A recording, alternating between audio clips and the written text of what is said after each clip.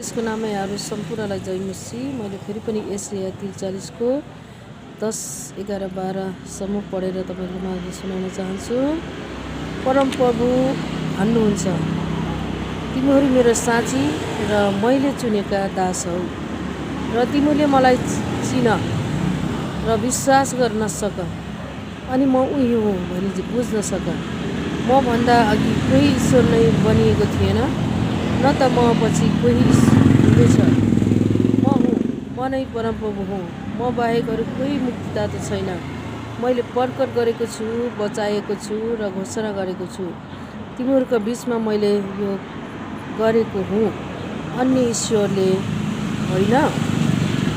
तिमीहरू मेरो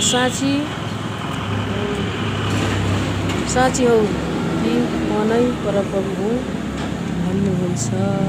आमेन।